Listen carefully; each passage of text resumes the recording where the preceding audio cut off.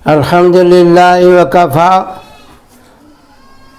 अस्सलामुन अला इबादिहिल्लज़ीना इस्तफ़ा अम्मा बाद। क़ाल नबी सल्लल्लाहु अलैहि वसल्लम कुल्लुकुम ख़त्ताऊन व खैरुल ख़त्ताऊन तव्वाबून। मेरे मोहतरम बुजुर्गों, दीनी भाइयों, अल्लाह का करम एहसान है जिसने हमें इंसानों में पैदा किया और फिर उसके बाद सरवर कायनात अहमद मुस्तफ़ा मोहम्मद मुस्तफ़ा सल्लल्लाहु अलैहि वसल्लम की उम्मत में होना नसीब फरमाया। करने वाली ज़ात अल्लाह की है, खालिक हकीकी अल्लाह है, बंदा कासिब होता है। आज मैं आपको फैज़ क़ुव्वत के सिलसिले में बात करूँगा। मेरे भाइयों, आदम अलैहिस्सलातु वस्सलाम को अल्लाह पाक ने बनाया और उसके बाद हव्वा अलैहिस्सलातु वस्सलाम को भी आदम अलैहिस्सलाम से पैदा फरमाकर दोनों को जन्नत में भेज दिया। अकोला मीना रगदन के जाओ उसमें खुशी खुशी रहो। और आगे बताया ला तक़रबा हाज़िही शजरा, एक मखसूस दरख्त के बारे में बताया कि उनके पास मत जाओ नहीं तो तुम लोग जालिम हो जाओगे। आदम अलैहिस्सलातु वस्सलाम को बहकाने के लिए शैतान वहाँ पे पहुँचा। आदम अलैहिस्सलातु वस्सलाम को कहा कि इस दरख्त से तुम फल खा लो। तो आदम अलैहिस्सलाम ने बताया कि मुझे इसके करीब जाने से ममानत किया है, मैं नहीं खा सकता।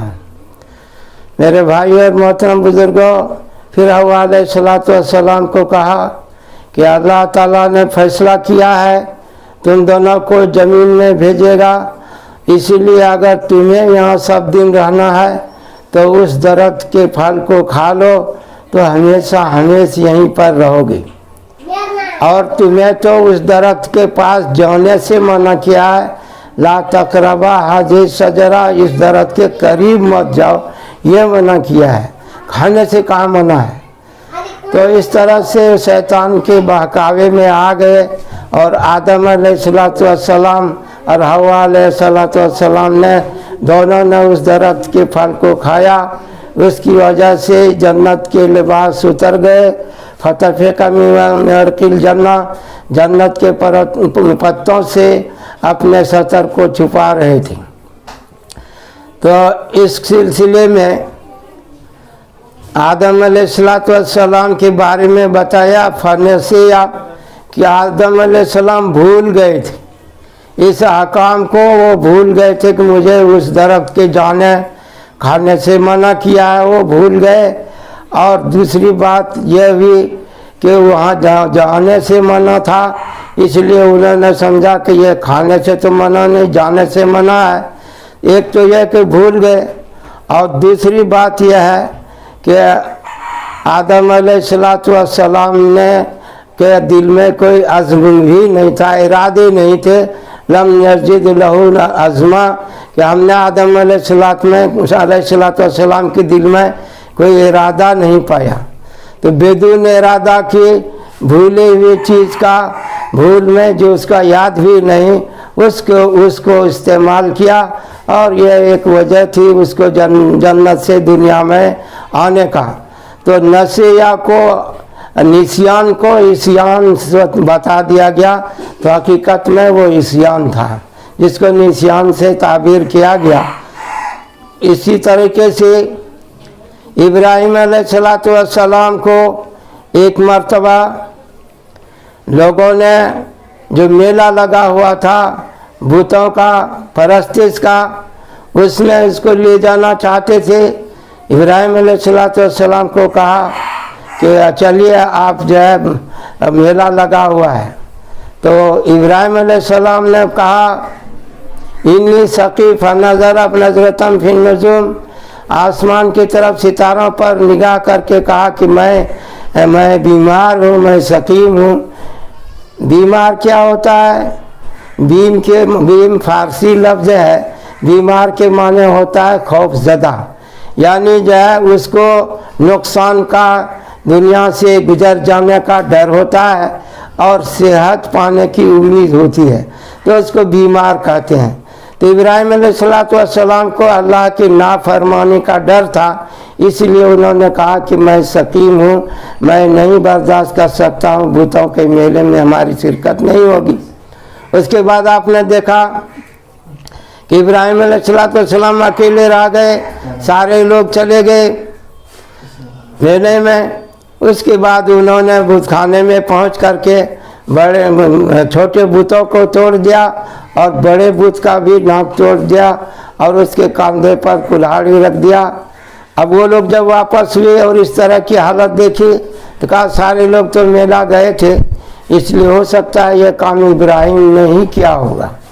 इब्राहिम अलैहिस्सलाम को जब पूछा गया तो आपने फरमाया बल फ़अल कबीरुहुम, कि ये तो बड़े का काम है, बड़े ने किया होगा।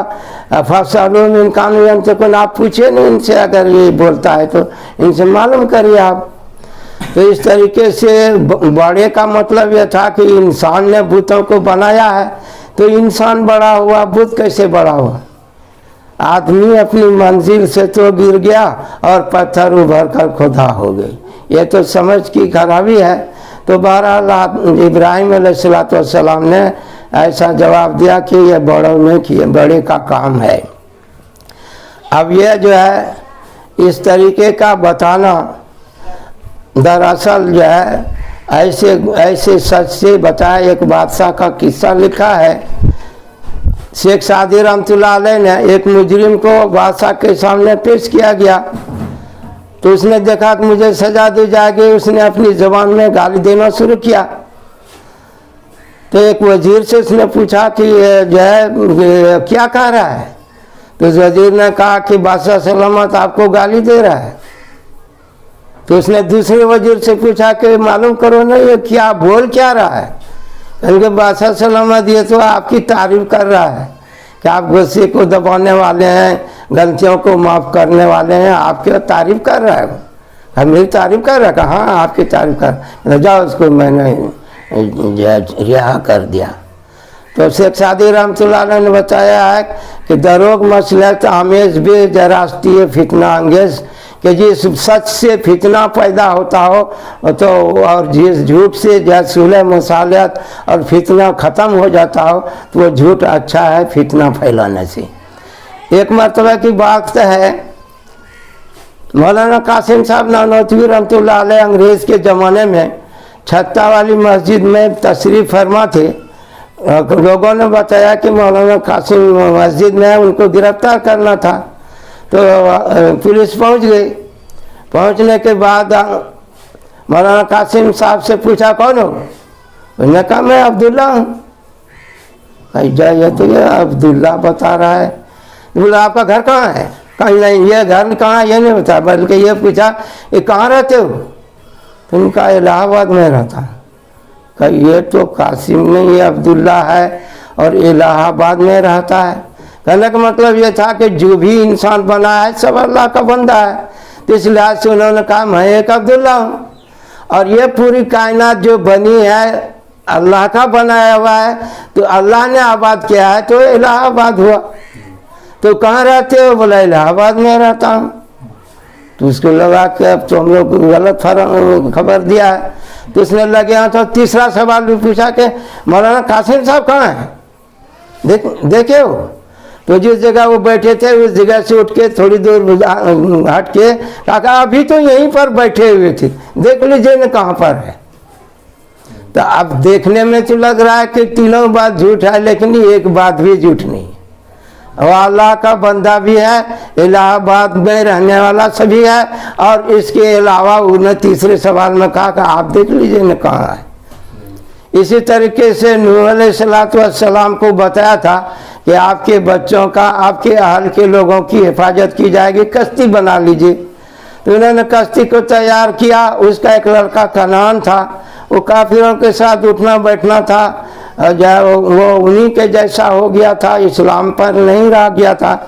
तो इस दरमियान में सबको बैठा चुका था। बेटियों को कहा या बुनैया कब माना कि हमारे पास में आओ, सवार हो जाएगा, आज तो कोई नहीं बचेगा, लाश में लियो, आज कोई बचने वाला नहीं है। तो इसके बेटे ने जवाब दिया, साहब ये लाजबिनी आसमुनी मिनलमा, हमको क्या हुआ, हम तो पहाड़ पे चले जाएंगे, वहाँ चढ़ के बच जाएंगे। तो कहा कि नहीं जी, पहाड़ पे भी नहीं बच सकोगे। जब देखा कि बेटा बात नहीं मान रहा है तो उसने अल्लाह से कहा कि अल्लाह मेरा बेटा डूब जाएगा, इसको बचा लीजिए। तो अल्लाह पाक ने कहा लैसा मिन अहली, तुम्हारा बेटा नहीं है, इसलिए कि अमलुन गैर सालेह, इसका अमल सही नहीं है। जिस काम के लिए तुम्हें दुनिया में भेजा गया उस काम को तुम्हारा बेटा कर नहीं रहा है, तो असल में आपका वो बेटा नहीं है। इसीलिए आप शर्मिंदा हुए कि उनके वादा किया गया था कि आपको जो है बचा लिया जाएगा। इस बुनियाद पर उसने अल्लाह से सवाल किया था। इसी तरीके से हुजूर पाक सल्लल्लाहु अलैहि वसल्लम को बताया गया था कि एक जमात पर आपको फतह मिलेगी।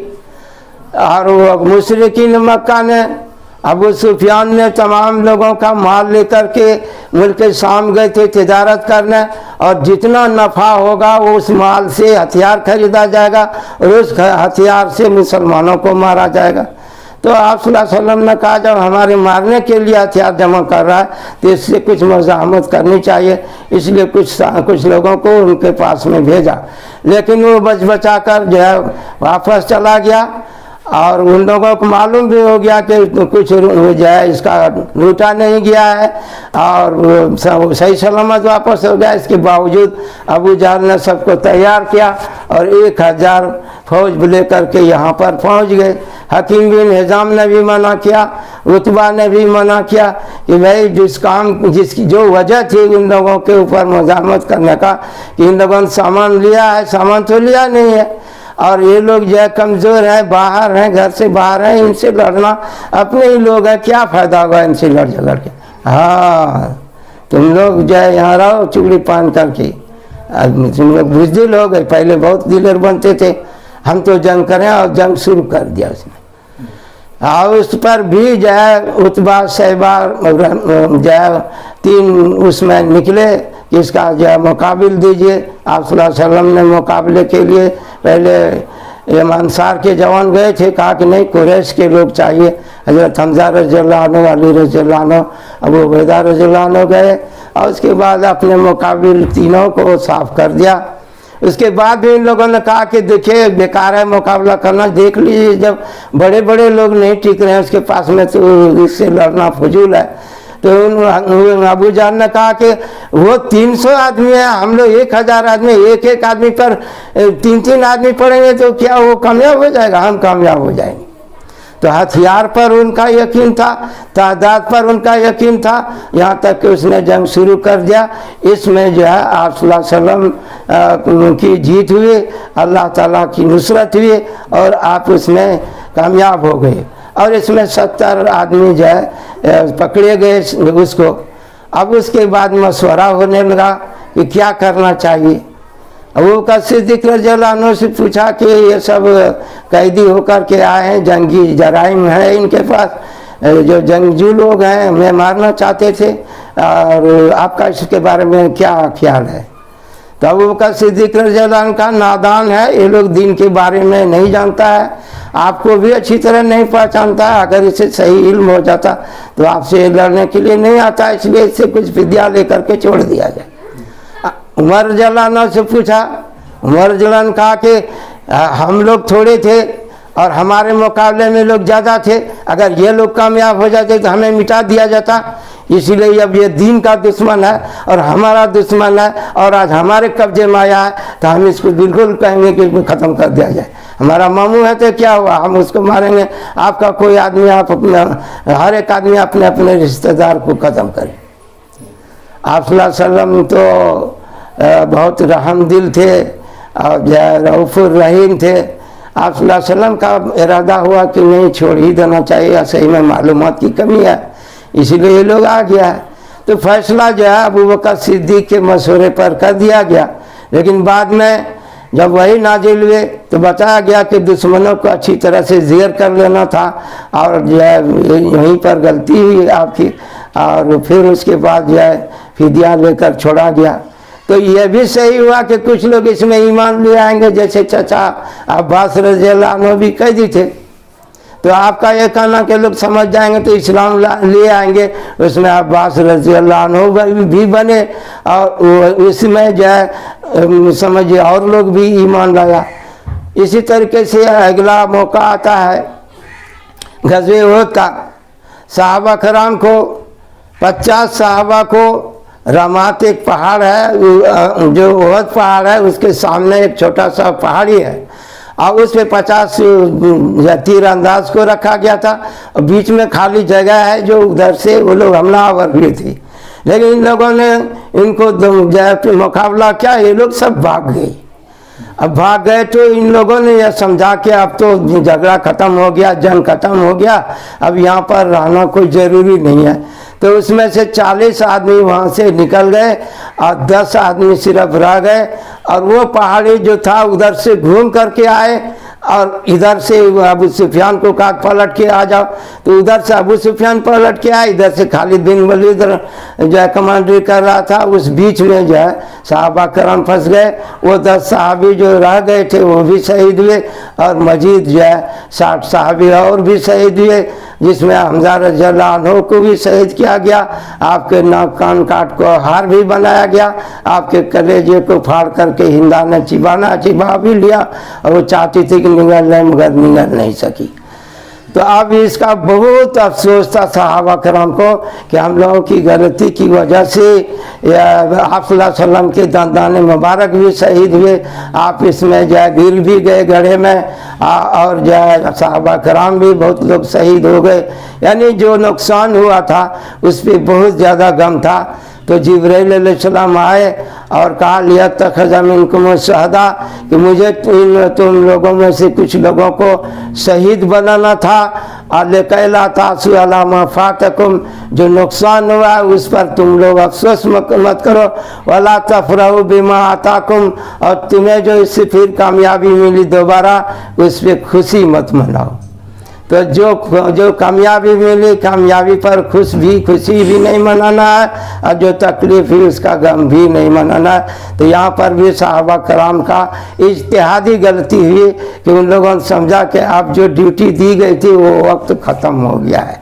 तो मेरे भाई और मोहतरम बुजुर्गों, यह जो कि इस दुनिया के अंदर हम आए हैं, हमें गुनाहों से बचना है और नेकी ताअत को बजा लाना है।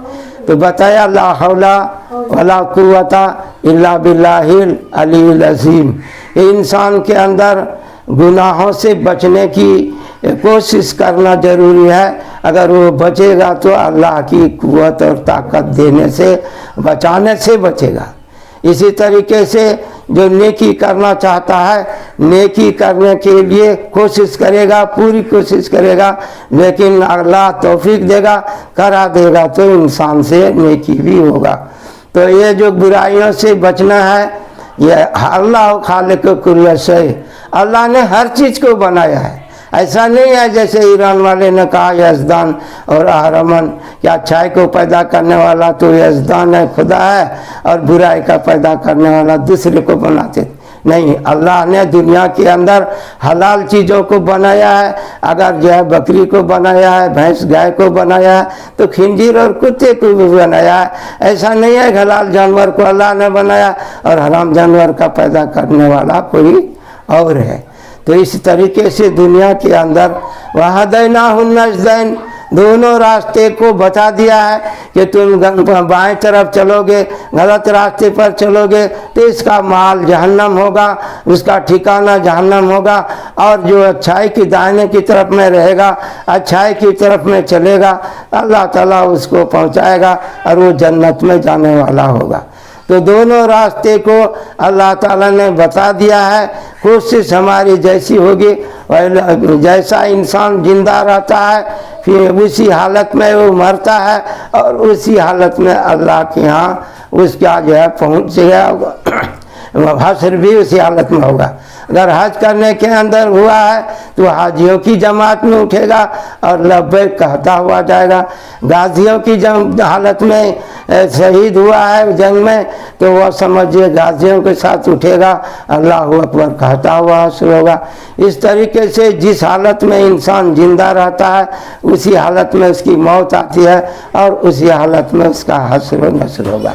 अबू बकर सिद्दीक रज़ियल्लाहु अन्हु और अबू उमर रज़ियल्लाहु अन्हु हमेशा साथ रहा करते थे। आप सल्लल्लाहु अलैहि वसल्लम की ज़िंदगी में वज़ीर थे तो आप भी आप सल्लल्लाहु अलैहि वसल्लम के पहलू में आराम फरमा है। आप सल्लल्लाहु अलैहि वसल्लम के पहलू में अबू बकर सिद्दीक उमर फारूक, और जब हश्र होगा तो आप सल्लल्लाहु अलैहि वसल्लम के साथ अबू बकर सिद्दीक और उमर फारूक का भी हश्र होगा। तो इस दुनिया के अंदर अल्लाह ने जो ये ला हौला वला कुव्वता इल्ला बिल्लाहिल अलील अज़ीम को बताया गया है, यह अल्लाह के खजानों में से एक खजाना है। इसको अगर कोई पढ़ेगा तो 99 बीमारी का अल्लाह ने इसमें शिफा रखा है। एक बीमारी का नाम है मौत, तो मौत में ही पढ़ने से यह नहीं बचा सकेगा ला हौला वला कुव्वता इल्ला बिल्लाहिल अलील अज़ीम। बाकी चीज़ों में इस शिफा का इसमें रखा गया है कि इसमें इस पढ़ने से आपको गुनाहों से बचने में कुव्वत हासिल होगी और नेकी करने में आपको ताकत मिलेगी और नेकी को अंजाम देंगे। तो इसके पढ़ने को फैज़ कुव्वत कहते हैं। अगर ला हौला वला कुव्वता इल्ला बिल्लाहिल अलील अज़ीम 1.25 लाख पढ़ लेते हैं जो बुजुर्गान दिन ने निसाब बनाया है, तो यह इसमें वक्त शर्त नहीं है, जगह शर्त नहीं है, जब भी मौका मिले इसको 1.25 लाख पूरा करे। और अगर रोज़ाना की बुनियाद पर कोई पढ़ना चाहता है तो 3 मरतबा दरूद शरीफ पढ़े, उसके बाद 500 मरतबा ला हौला वला कुव्वता इल्ला बिल्लाहिल अलील अज़ीम पढ़े और फिर 3 मरतबा दरूद शरीफ पढ़ करके दुआ कर ले तो इसका सवाब मुजद्दिद अल-फ़सानी रहमतुल्लाह अलैह और तमाम बुजुर्गान दीन और तमाम अंबिया किराम सबको आप सल्लल्लाहु अलैहि वसल्लम को तमाम मुसलमानों को सवाब पहुँचाए। इस तरीके से रोज़ाना अगर कोई मामूल बना ले तो एक न एक दिन ऐसा आएगा कि रोज़ाना उसका की बुनियाद से भी फ़ायदा होगा, अमल से भी फ़ायदा होगा और एक वक्त आएगा कि उसका निसाब भी मुकम्मल हो जाएगा। अल्लाह ताला हम सबको कहने सुनने से ज़्यादा अमल की तौफीक अता फरमाए। व आखिर दावाना अनिल हम्दुलिल्लाह।